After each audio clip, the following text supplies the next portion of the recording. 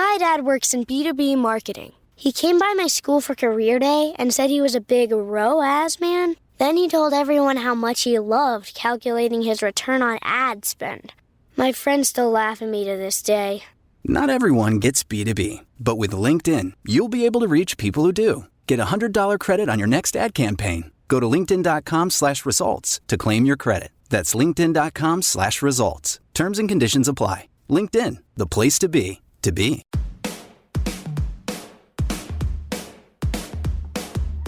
Hello and welcome to The Shift, the podcast that aims to tell the no-holds-barred truth about being a woman post-40. Created and hosted by me, journalist and author Sam Baker. Totally lost sight of your personal style? Feel like your clothes hate you? Whether it's the result of 2 years in and out of lockdown, emerging from the motherhood tunnel, or the advent of menopause, many of us no longer have a clue how to get dressed. Enter this week's guest, Kat Farmer, better known by her Instagram handle Does My Bum Look 40, and best friend to every woman with nothing to wear for who they want to be today.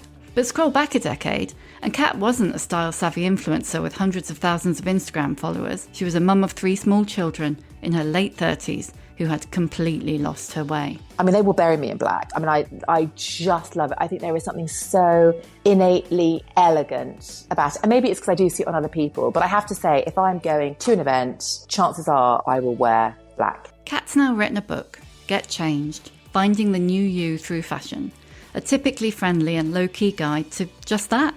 To be honest, I was hoping that when I spoke to Kat, I'd also get a free wardrobe detox. God knows I need one. But instead, we ended up on Zoom talking everything from reinventing your career to why clothes are the key to our identity, how the fashion industry is finally wising up to the older woman, and why her rule of 3 will put an end to all your shopping mistakes.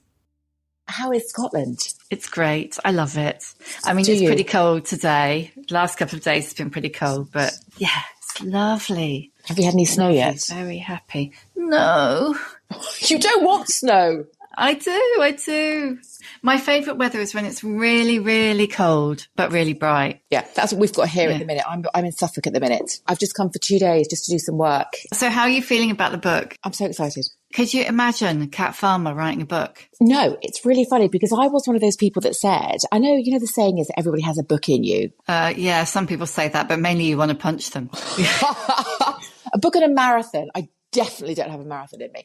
And when you said marathon then, my kind of like geriatric brain went chocolate. Yes. Snickers. Yeah. I've walked a marathon, but I've never run one. And I would never intend to run one. That is just, no, can't see the point. But a book, I thought, no, do you know what? I don't. People kept asking me, a couple of publishers over the last sort of 3-4 years, we kept saying, will you write a book? And I said, no, I can't. The thing I love about fashion is that it's so transient and that, you know, it's instinctive. And how do you write about that? And then I did the show for the BBC, You Are What You Wear. Now, I've been a stylist now for 12 years, but pretty much most people that you style over the years have an inherent interest or love of fashion, and that's why they come to you.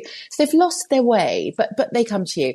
Doing the show and then doing lockdown, when I was doing so many lives and actually really connecting with my audience, I suddenly realised, do you know what, actually? You assume that most people have a base level of knowledge and they either may have had or have never had, and who have never had any interest, but they suddenly realise that they don't like the person that looks back at them in the mirror. And they were asking questions about the topic that we were discussing. Let's say it's jeans.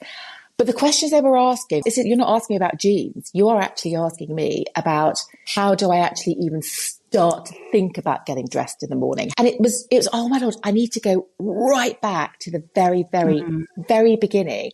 And it really isn't anything to do with actual clothes. It's more about an innate feeling of the person that you want to be when you look in the mirror. And the manifestation of that. Identity, isn't it? Exactly. The manifestation of that is your own personal style. So that's when I thought, okay, fine, actually, no, there is a book. There actually is. And to some, if you are obviously a highbrow fashionista, then it's going to be, you are teaching me to suck eggs. But for, I think, so many people that I've realised, there is just that disconnect, especially over the years, and especially at a certain age, that disconnect with the person that they know they want to be, but knowing how to be that person, how to get there.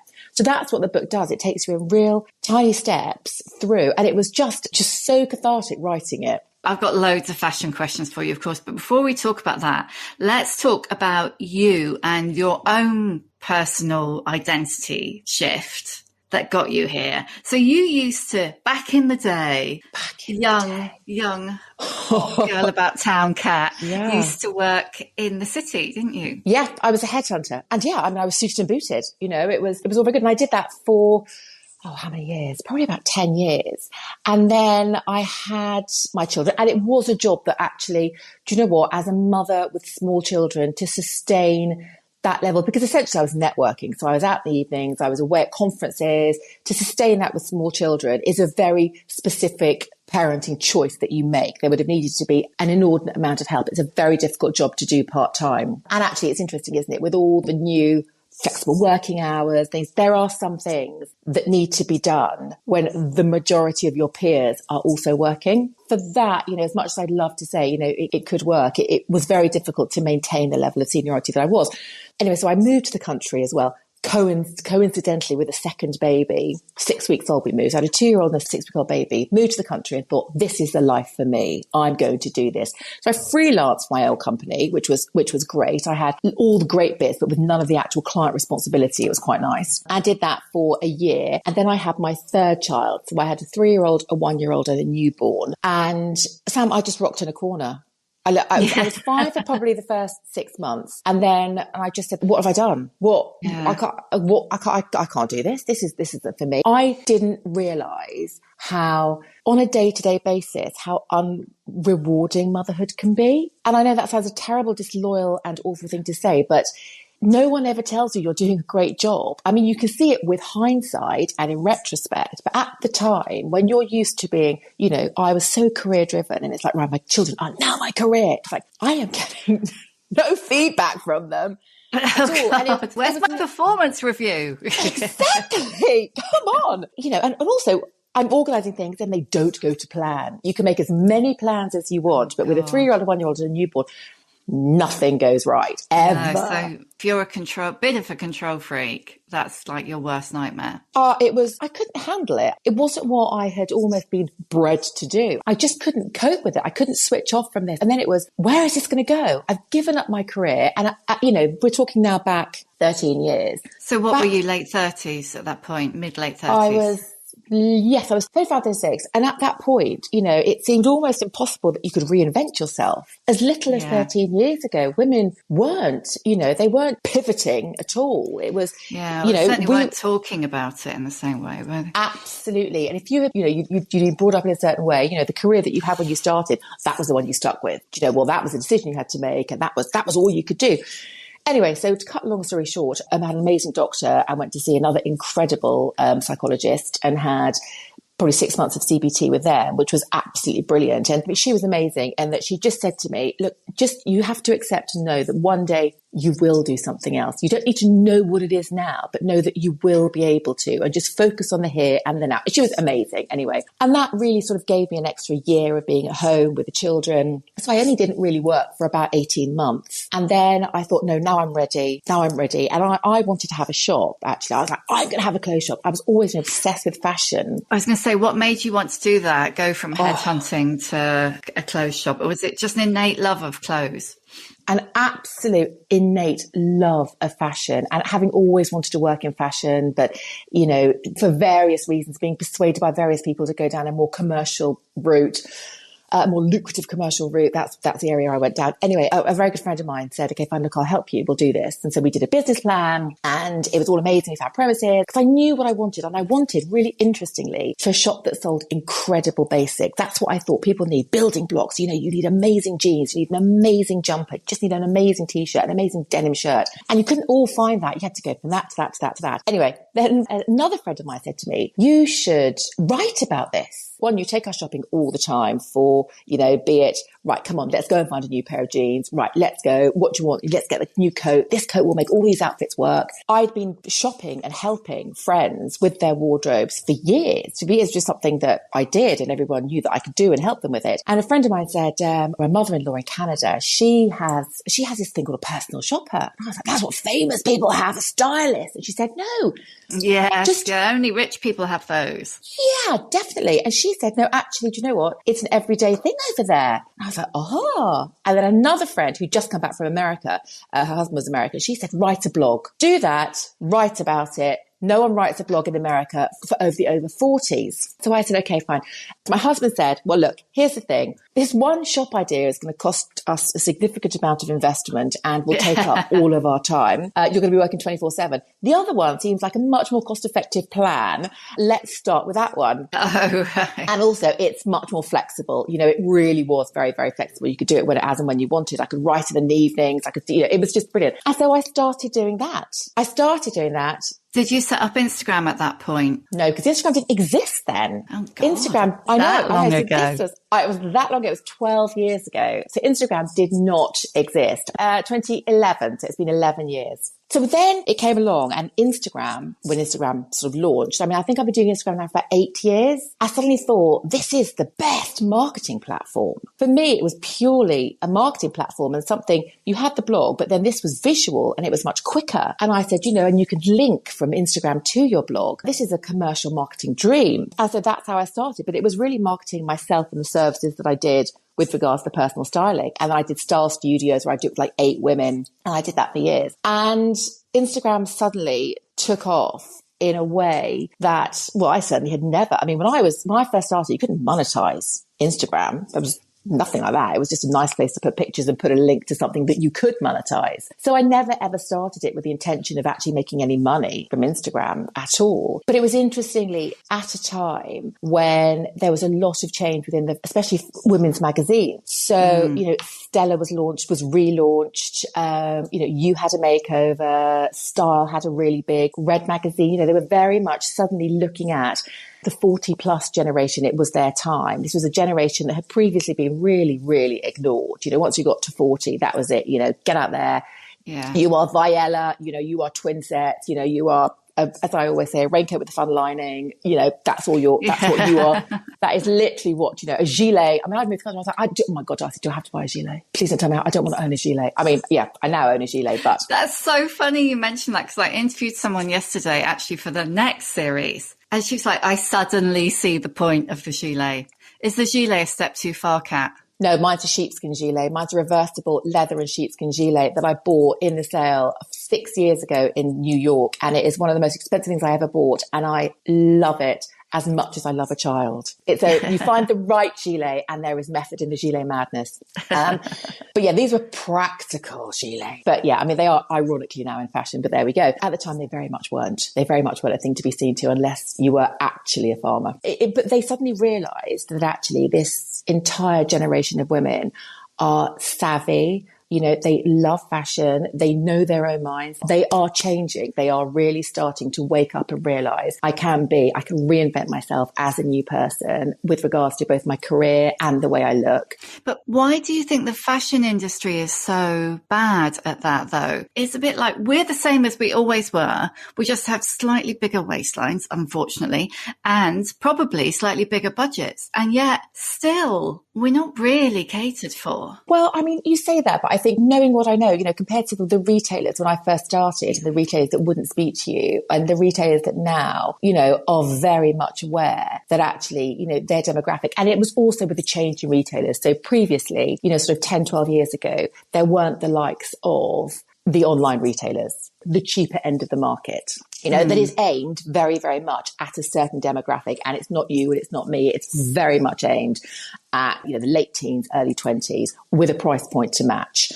And I'll say later on, I'm not keen on the term fast fashion to describe that particular fashion. Is it a bit rubbish? No, I think it's the way they wear it is rubbish in the fact that they wear it once and they throw it away. It's almost like I would call it more disposable fashion. Anyway. But the reality is that probably even if I did want to buy that stuff, if I did buy it, I would look absolutely shit in it. Like no two ways about it. Well, do you know what? You say that though. You say that. The irony of it is actually, and that's one thing I would say, never ever judge a book by its cover. Never judge a retailer by the girl that's wearing on their landing page. Because there are actually... But I do. I always do. And I can think of like one particular online retailer that I literally apart from that, the ethical things around this particular retailer, you just go to the landing page and you think, no. For many of them, Sam, there are many of them out there. But, they show areas of flesh that never need to be exposed from my body ever. No, In the shower, and I'll do it on the beach because I frankly don't care. But, walking down the street, there are, there's not a lot of coat action going on, is there? In the winter. No, these outfits aren't designed to be worn with coat. But the point actually with those, as a slight digression, is that if you look and if you search, you can find some incredible things. I have one of my summer dresses for, I don't know if you have it, but I have sort of 5 or 6 dresses that are as soon as I go on holiday, I just take them out, pack them, done.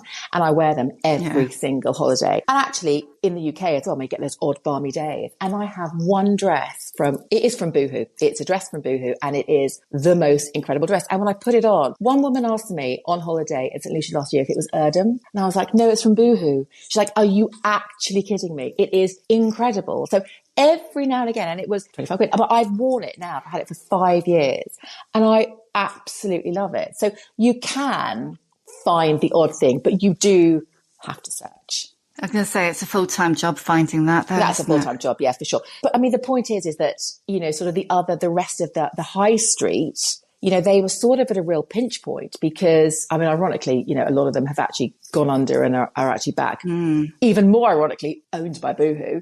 But there we go. All around curve there. So they're trying to sort of claw back at that sort of 30s market, which ironically, I think now, I mean, I've used ironically a million times. I do think it's ironic that they are the ones who are almost like the forgotten generation. I actually do think that the over 40s, I think when it comes to over 50s and 60s, again, they do need more representation without a shadow of a doubt. But I think that people do speak to them. You have got the likes, I mean, M&S do it brilliantly. You've got Me and Em that do it brilliantly. You've got Hush.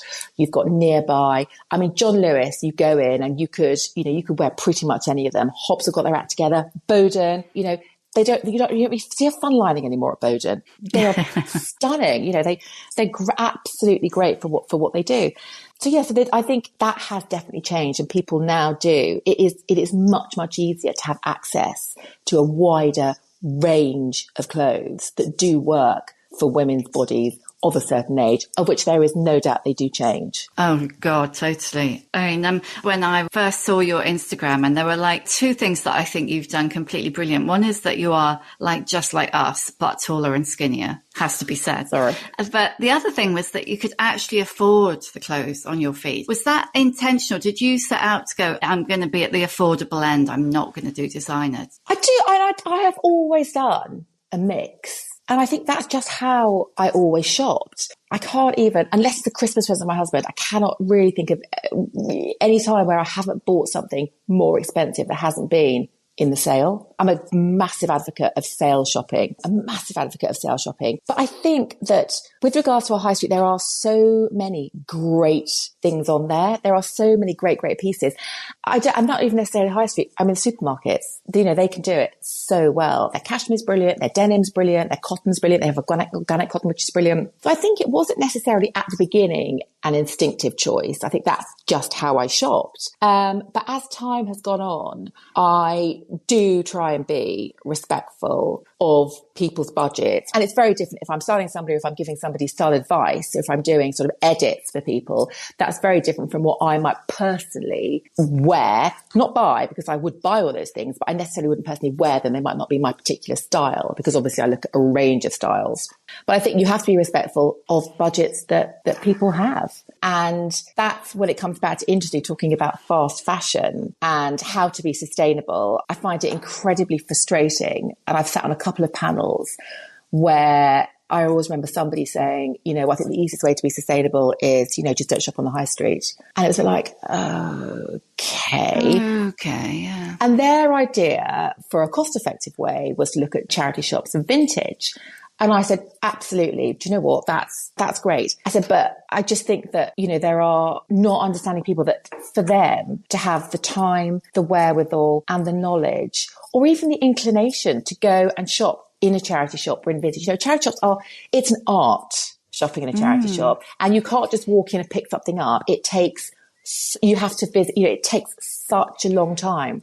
It's almost like it's a professional hobby almost. Yeah. Shopping in charity shops. It's like, it's a skill. Yeah, totally. And as is shopping vintage. There is also, dare I say, a question of luck. So much luck involved. You know, it's not like, oh, wow, they've got my size in M&S winning. You know, I mean, that, to be fair, exactly. in itself is actually a little bit of luck as well. But I just think from I don't particularly like to call myself a fashion expert, but let's say from a fashion obsessive point of view, I find it slightly, I want to say, I do actually find it quite patronizing when they say, you know, I'm so sorry, but if you can only afford a polyester dress from Sainsbury's from two, then don't buy it. Absolutely not at all. It's about education. It's about saying to somebody, buy that dress from two, but don't buy three dresses. Think about it really carefully and buy one dress.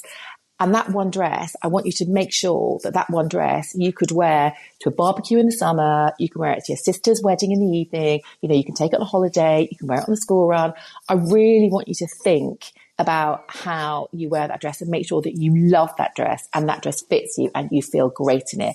And if, to me, that doesn't matter whether that dress is from Boohoo to H&M, you know, it could be from Preen, it could be a Joseph dress, it could be from M&M, it could be from anywhere. It makes no odds. And this is where I think the term fast fashion, where it's used to describe cheap fashion, is incorrect, because I know, as you do, many, many, many people in the fashion world where matches to them is fast fashion. They will buy something and they will wear it once. And that doesn't make it any more acceptable to buy something just because it costs £600 and it's pure cashmere. That doesn't make it any more acceptable to wear that jumper once, as it does wearing a tiny little wool pair of shorts from Boohoo that cost you 10 quid. It's just as bad. It's still going to the same landfill. Yeah, so it's much more about thinking about the thing you buy and actually wearing it instead of just that disposable thing. It is. And I think that's where the whole message in the book came about. You know, you buy less and you wear it more. You know, that is the first step that we can all make of being sustainable. And if we did that,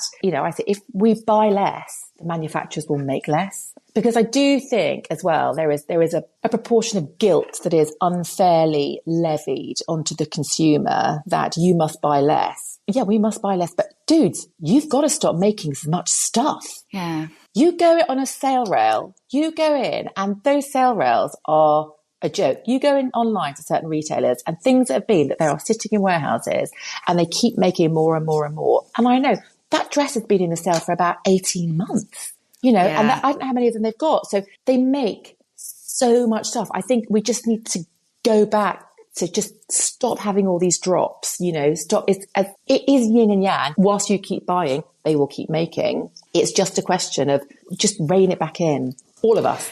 Yeah. I mean, it's become self-fulfilling, hasn't it? Because once they started doing the drops and you knew that it was no longer a case of, I might go back and look at that tomorrow in my lunch hour or next Saturday. I'm going to see if it's still in my head, because it wouldn't be there. Yeah. So they kind of created that sense of you have to buy it now. I mean, are you like a normal person still? Do you have like internet shopping baskets overflowing with stuff that you never buy? Oh, gosh, yes. Or do you no longer do that because you're an influencer, Kat? No. Oh, my gosh, I absolutely do. I think it's a double-edged sword. I love the new in email that drops into your box. I will spend ages perusing it. And I will, but I am very, very much right. Who do I want to look like? What is my style going to be this year? I'm very, very, very, I've always done that. I'm very rarely impulse buy. Very, very rarely. My one impulse buy, my confessions of an impulse shopper, a stripy top. I cannot. How many resist. have you got? Do you know what? I actually went off them for a while. I actually did. I had a little stripy top hiatus for a couple of years when I was much more into florals, actually. I would do florals, but now I'm back with a vengeance. And now I just mix them with my florals. How many stripy tops I got? I don't know. Not that many, actually, because I do tend to return them if they're not right. I keep buying them and then they're not quite right, so I send them back. I'm a very, very good returner. I think that's, you know, it's fine to buy things so long as you must return them. Yeah, you have to get I think a lot of people will have got good at returning during the pandemic. I definitely return almost as much as I buy. Yeah. Probably 80, 90%, which must be a problem for them. It's interesting, isn't it? I mean, it's one of those things, the joy of going in. It's a really, really tricky double-edged sword because you want to be at home, and I would always advocate be at home with your purchases so that you can then try them on with other things in your wardrobe. One thing I have in the book is called the Rule of Three. And the Rule of Three is that you must be able to think of at least, with one item, new item, you must be able to think of at least 3 outfits that you can make with that item from things that you already own. So, for example, if you're looking at buying a new top, you can't think, oh, it's an amazing top. I love this top. I have literally nothing to go with it. Or it only works with that one pair of jeans that I own, because you're not going to wear it as much as you would if it went with, but if it was 3 inches longer, it would go with this skirt. It would go with that leather skirt. It would go with those trousers. It would go with those jeans. So you must be able to think of that.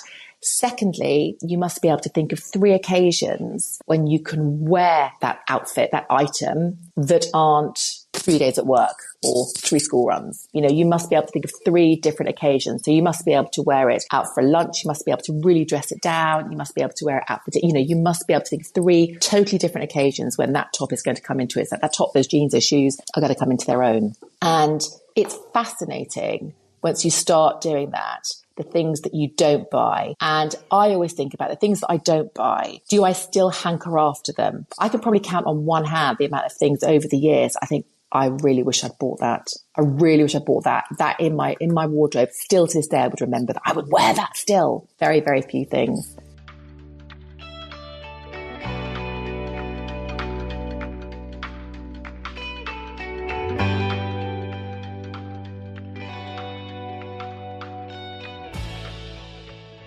It's really interesting, isn't it? So, I remember when I was writing the shift, and I spoke to the women, my kind of research group of women about clothes. They were all probably between 40 and 60. But to a woman, they were like, I look in the wardrobe and I've got nothing to wear for who I am today, or yesterday, or tomorrow. I probably wear, and this definitely goes for me too, I probably wear 10% of the things in my wardrobe. Yep. And worse than that, I probably only wear the things that are in a pile on the bathroom floor on repeat. Totally. Sorry, that's me. Yeah. Very, very bad. And then on top of that, it's like, I'm no longer the person who bought these clothes. Or actually, I don't even know who bought these clothes, and I don't know how to wear them because of the changes in my body. And that we can pretend that doesn't happen, but to a lesser or greater extent, flesh duvet is a thing. It is.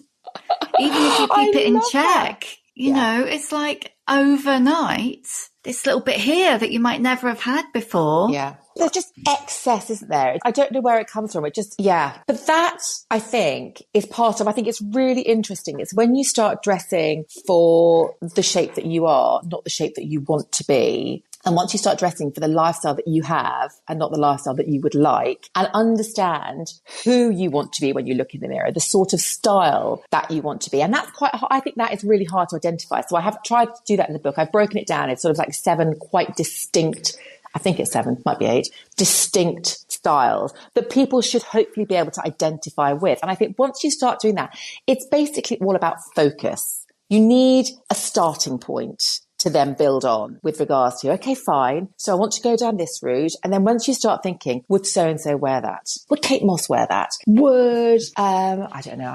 There's loads of people, it might be Judi Dench. I love her little boho style there. Honestly, it does. The book takes you through the various stages and it does it bit by bit. It's bite-sized pieces so that you just cover one piece at a time. So you're not overloaded. Yeah. And it simplifies it. It's actually really useful in the way that it simplifies different styles so you can see how things go together. Because I think what I've always done, and this is as a person who has worked tangentially to fashion for most of my career, is I see someone whose style I like. So for instance, for a good few years, it was, now I've forgotten her surname, Jenna, who was at J. Crew, Jenna Lyons. At J. Crew. Yes. And she was very much mix up a stripe and flowers. And she's a classic. And here's me, a person who mainly wore black and jeans, obsessed with her. It's like when I was looking in my wardrobe last night prior to talking to you, thinking, okay, so here's what I wear, which is mainly jeans and some sort of top or leather joggers or leather skinnies. That's what I wear. And over here in my wardrobe is this big rail of colourful dresses. What is that about? I wear jeans and I buy dresses. Help me, Kat. Help me. Here's a really interesting thing. Why do you not wear the dresses? Is it because they don't work for your lifestyle? Is it because lockdown's got a lot to answer for as well, because, not many of us were swanning around in dresses. And I think it's very easy to, to sort of lose that it is a confidence, it's a level of comfort as well. You get very familiar with certain pieces in your wardrobe. And when you put something else on, you automatically think, oh, this isn't me. This isn't me at all. Yeah. But I always say, wear it for a day. You need to almost familiarize yourself with it again. And I think it's also wearing it in a way that works for your lifestyle. So if you are out and about for lots of meetings, you're not going to be wearing it with sky high heels. I mean, you see, Sarah Jessica Parker walking around, you think, oh yeah, awesome. How can she walk in those? She doesn't walk anywhere, I don't think. She has a taxi. She doesn't That's walk true. They're anywhere. Totally, yeah. When I used to have loads of heels, they were totally Carter Bar shoes, weren't they? Yeah, I mean, that's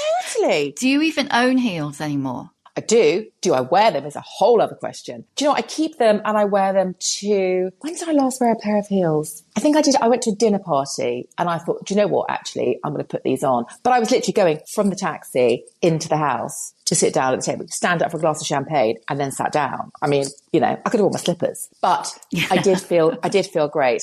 I think things like, if they ever come back one day, weddings, Ascot, that sort of thing, that's when I would wear a pair of heels, but I don't buy them anymore because I own them already. I haven't bought a pair of heels for 4 years. I can't remember. Little heels, actually, though, I do wear now. I've progressed to I want to say it's not a kitten heel, a 3-inch, no, not even 3 inch. That's massive. Well, 2.5 inch little heel. I can do that. Oh, no, I can't.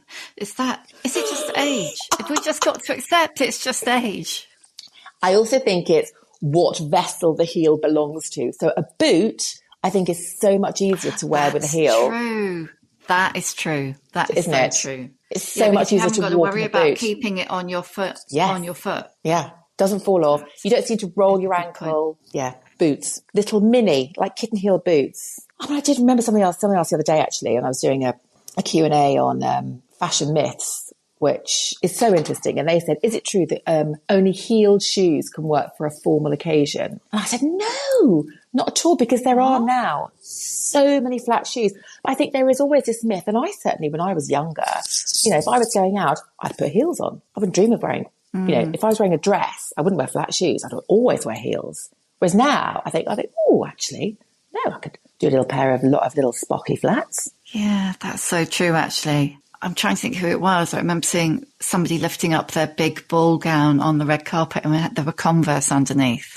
I was like, yes. Definitely. Yes, Eureka. I do think trainers have been the most liberating piece of footwear for women, probably in forever, in the fact that I do genuinely think they are now so much more acceptable as a smarter form of workwear. I think there are still probably some offices that would frown upon it incorrectly, I think. I think there is no reason why you cannot wear the most incredible, well-cut, beautiful suit and a pair of, gorgeous white trainers, as opposed to a pair of, scruffy old ballet flats you probably had for about 45 years. So, but I think that, there is still that misnomer that trainers are somehow, I don't know what they are. Why wouldn't you be able to wear them? Casual. And teachers still can't wear trainers. Lots of teachers, some teachers can, but lots of teachers can't wear trainers. And I think, we're not talking trainers that you've gone and run up Mount Nevis in, not that I've ever run up Mount Nevis in a pair of any trainers. Not I've ran really. But, we're not talking about a pair of functional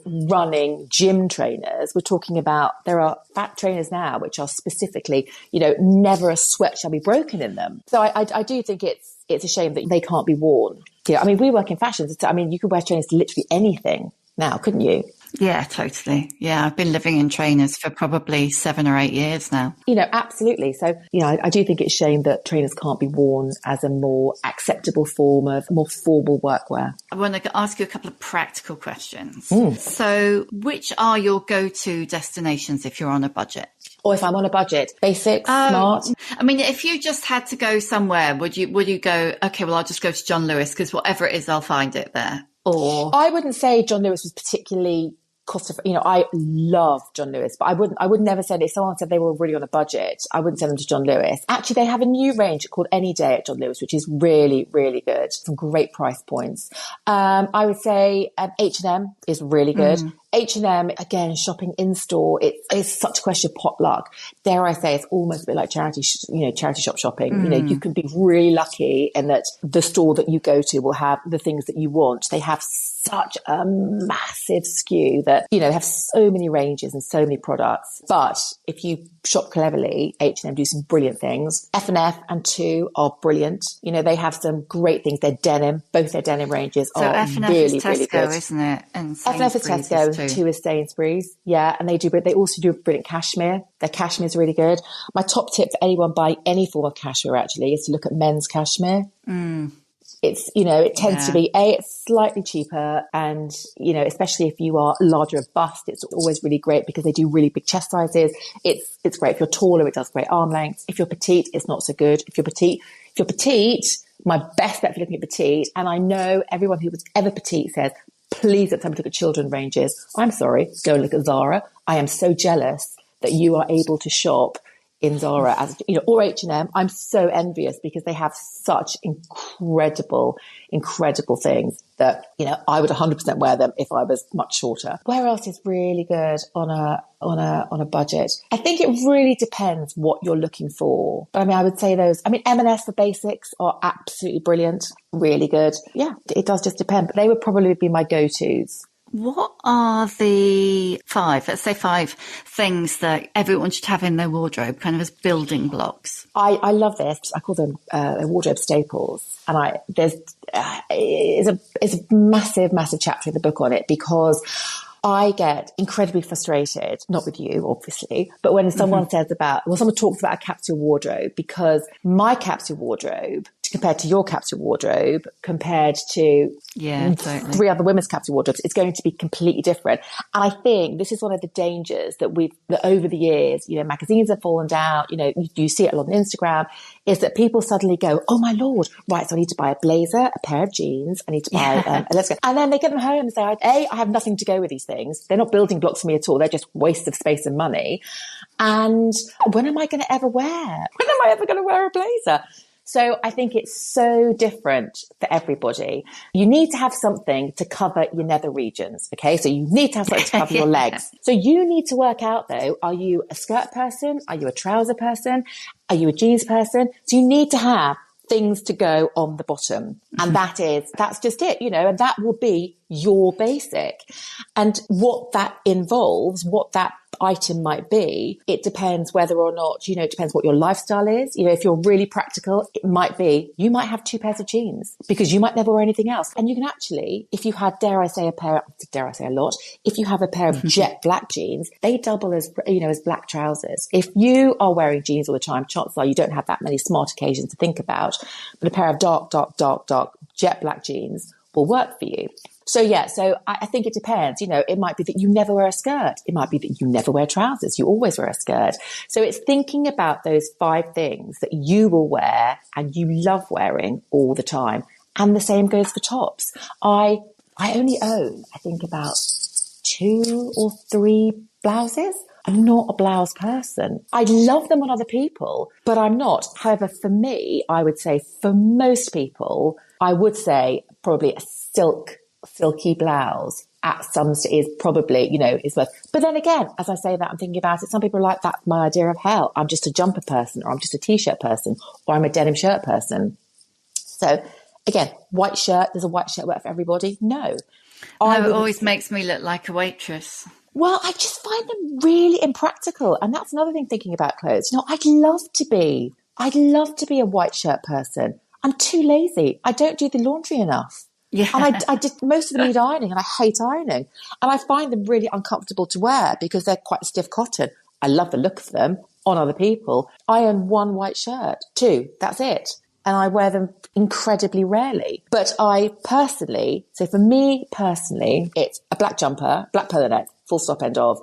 I love a black polo neck in all its guises. So a black polo neck, a Breton, a really good pair of jeans. I love a trench, a biker, and a blazer.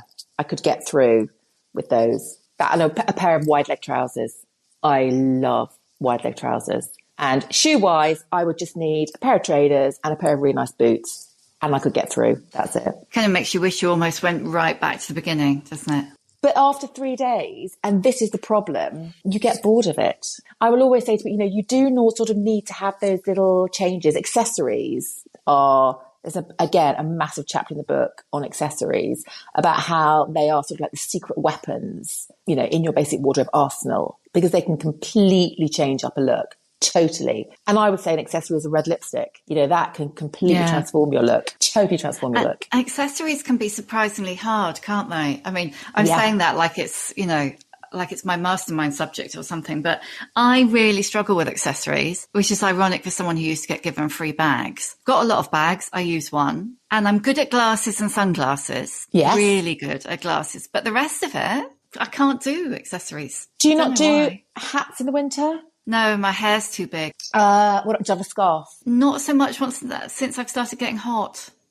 Okay. I love that. In that case, you have this coming for you, you see. I know, yeah. Well, no, I'm patched up to the hilt. I'm hoping prevention is better than cure. I'm going down that route. I'm going down to patch me up.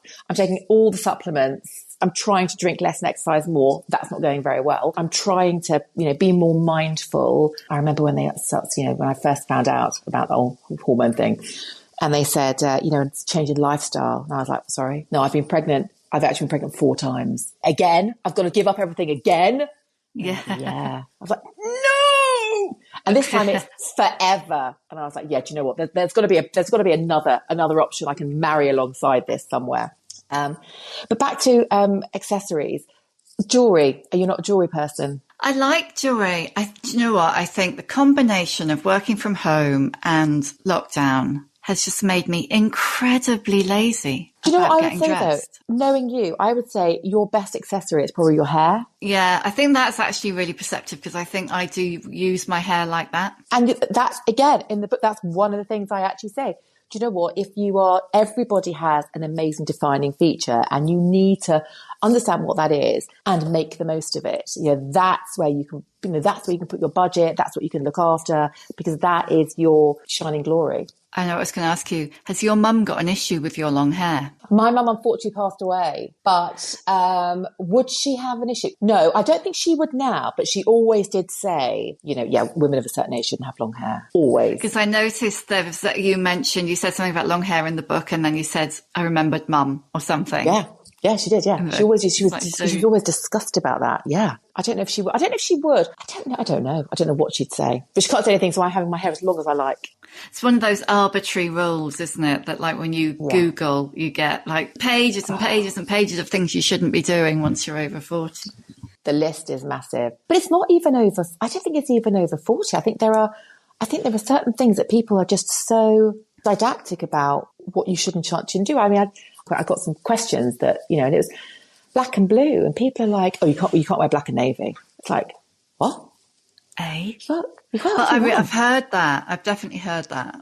And it's blue and green should never be seen. Red and green. It's funny actually, because the something and green apparently should never be seen. It's poor green. Green's got a real thing. And my thing about green, and actually this is something my mum did say, I did learn this about my mum. My mum said the great thing about green goes with absolutely everything. And I said, well, she says, you think of nature. If you think of nature, green works with pretty much every single colour you can think of. You never look at a flower and think those two colours don't go together. No. And it's so true. When you think about it, why when you put it on a body does it not work? Green's a great colour. I've come around to green, definitely. But that's been partly as I've started to wear a bit less black. I think as my hair has faded. So you wear less black. I still love black. I still love that so much. I will acquiesce that navy is much more flattering, which irritates me and pleases me in sort of, in equal measures because, I mean, they will bury me in black. I mean, I just love it. I think there is something so innately elegant about it. And maybe it's because I do see it on other people, but I have to say, if I'm going to an event, chances are I will wear black. I have to be very careful because it doesn't photograph well, apparently. No, and that's a big concern for you now. Well, not really, because I don't really care. So I still love it. And actually, the thing about black as well, you can be very clever with black. If you wear black that has a texture to it or a sheen to it, it again is so much more flattering than a matte black. So black velvet, for example, can be amazing because it has, especially a silk velvet, because it has a texture and it has a sheen. So it's not a flat black panel. It gives light, it reflects rather than sucking light, which is what you want really. But again, I think, if you think about texture, it's about adding layers. It's about the structure of a dress. Black can just be amazing. Right, one more question before I ask you the questions I always ask. And you're what, 48? 49. It's 49 last week. 49 last week. Oh, big one next year. How has your attitude to aging changed you? How has aging changed your attitude is probably more the right question. I have found it unexpectedly so incredibly liberating. It's so good. I mean, if you'd asked me this question, for example, with regards to aging, let's even say 3 years ago about going on a holiday, if I knew I was going away, and I'm hopefully going away in a couple of weeks for a much delayed holiday that we've moved.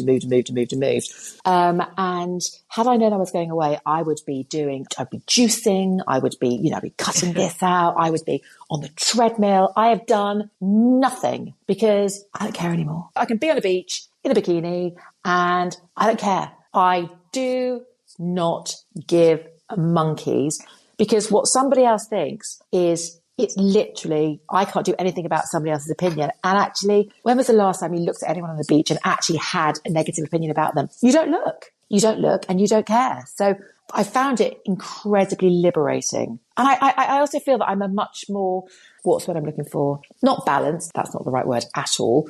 I think I'm more understanding. I think I'm able to very, very much see other people's perspectives. And I have more respect for other people's points of view. I'm just very happy with my opinion being purely my own. I think very much at a younger age. And maybe it was a loss of identity, loss of confidence. You make yourself feel better by getting other people to agree with you. I certainly did that. Yeah. You want people to be in your tribe and you want to be there. Whereas now, you don't have to agree with me. That is absolutely fine. That is completely, completely fine. But this is what I think. I'm just much more open. I don't feel the need to perform. I don't feel the need to prove myself to anybody. It's really quite liberating. That's brilliant. Right. Questions I always ask. What's your emotional age? Oh, that's such a good one. That honestly depends on which day you catch me. Do you know what? I actually think my emotional age realistically I don't feel any different from I did at 28. Why 28? I don't know. I think 28 was a time when I just met my husband and I'd gone through quite not very nice breakup. And I just got to a point where I just thought, I really like being who I am right now. And I still feel like that. I really just got to a point and thought, do you know what? I'm really enjoying my life. Emotionally, I feel as if I'm lucky. I think I had a real moment of clarity with regards to I am really fortunate. I think, so much of your life up till then, for me anyway, was very much about chasing I want something else. The grass is always greener. The grass is always greener. The grass is always greener. And I think suddenly I got to 28. I met my husband and I thought, actually, I'm good. This is it. If this is all life has to offer me, I am so happy and content. And I think apart from, as I say, the blip when I rocked in a corner, there have been ups and downs, but I've still managed to maintain that, I am so lucky with what I have. So I'm from an emotional well-being place. I think that's been there since I was 28. 21 years. Give us a book recommendation. Oh, do you know what? I'm going to give a book recommendation. It's a really weird one, but it's a recipe book. Okay. I'm going to give you a recipe book recommendation. And in fact, it's a number of books, but they are all absolutely brilliant. And they're called the Roasting Tin recipe books. Oh, yes, they're brilliant, aren't they? I know. And I actually think if I was recommending a novel or anything else, I think, they're quite personal, dare I say. Whereas I think there is nobody that would not be able to find something that they would thank me for forever from that Roasting Tin book. Yeah. There's the green Roasting Tin book. They are absolutely brilliant. I love them. Yeah, there's a pudding one now, isn't there? What advice would you give younger women? I would say, I know it sounds ridiculous to say believe in yourself, but believe in yourself. And I wish that is what somebody had told me. And it's very easy to say it in a slightly flippant way without thinking what it really means. And I think it is, believe in yourself, know that you do have confidence within you as much as you think you might not. And as much as you will have doubts, somewhere you do. It's just a question of finding it. And it will be buried at different layers for different people and at different times of your life. I think, you feel that you can lose it. But if you do, just believe in yourself and, courage in your own convictions. Great. Who is your old bird role model? Oh, do you know what I absolutely love? Helen Mirren. Helen Mirren, I think, has managed to transcend society's expectations of how 70-year-old women should look and be and age. And I just think she's brilliant in her attitude, in her outlook, in the way that she dresses, in the way that she holds herself. I just think she's brilliant. And I think she's an extraordinary actress as well. Great. What's your superpower? Oh, my superpower. My superpower, I think, is being positive. I am a horribly positive person until I lose my temper. My superpower then is to be able to go from literally lose my temper in 20 seconds and the red mist descends, but the positivity is back within 30 seconds. I'm not a dweller. That's a real skill, I think, not dwelling. Well, yes. No, I don't dwell, don't hold grudges. Life is too short. But honestly, it's just putting things behind you and moving on.